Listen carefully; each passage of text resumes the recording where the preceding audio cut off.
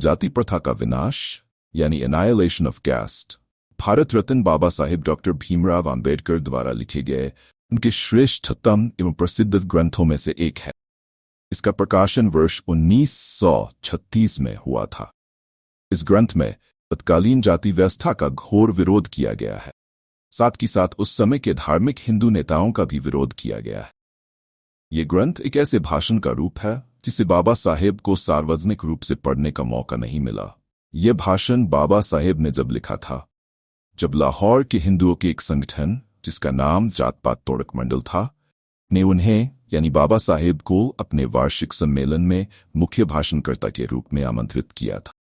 दोस्तों, पिछली वीडियो में बाबा साहब द्वारा कुछ जातिगत उदाहरणों से जात पात तोड़क मंडल को समझाया, बताया कि किस प्रकार उच्च समझी जाने वाली जाति निम्न समझे जाने वाली जातियों का सामूहिक रूप से वो खुलेआम उत्पीड़न करती है। इसी कड़ी में बाबा साहेब हमारी आदिवासी जातियों यानी जनजातियों के बारे में लिखते हैं। प्रस्तुत है जाति का विनाश का ये 9वां भाग, जिसमें बाबा साहेब लिखते हैं हिंदुओं ने न केवल आदिवासियों को सभ्य बनाने के मानवतावादी उद्देश्य के लिए कोई प्रयास नहीं किया, बल्कि उच्च जाति के हिंदुओं ने जानबूझकर हिंदू धर्म के दायरे में आने वाली निचली जातियों को उच्च जातियों के सांस्कृतिक स्तर तक उठने से रोका है। मैं 2 उदाहरण दूंगा, एक सोनारों का और दूसरा पाठारे प्रभुओं का। ये दोनों समुदाय महाराष्ट्र में अच्छी तरह से जाने जाते हैं। जैसे अन्य समुदाय अपनी स्थिति सुधारने की इच्छा रखते थे, वैसे ही ये दोनों समुदाय भी एक समय ब्राह्मणों की कुछ तरीकों और आदतों को अपनाने का प्रयास कर रहे थे। सोनार खुद को दैवज ब्राह्मण कहने लगे और अपनी धोती को मोड़ के पहनने लगे और नमस्कार शब्द का उपयोग करने लगे।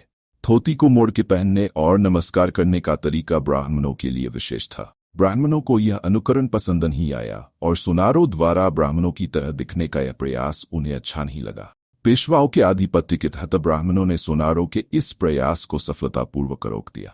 उन्होंने यहाँ तक कि बॉम्बे में ईस्ट इंडिया कंपनी की बस्ती की परिषद के अध्यक्ष से सोनारों के लिए एक निषेधाज्ञा जारी करवाई, जिसमें बॉम्बे में रहने वाले सोनारों को इन तरीकों को अपनाने से रोका गया। बाबा साहेब आगे लिखते हैं, एक समय पाठारे प्रभुओं में विधवा पुनर्विवाह एक सामान्य प्रथा थी।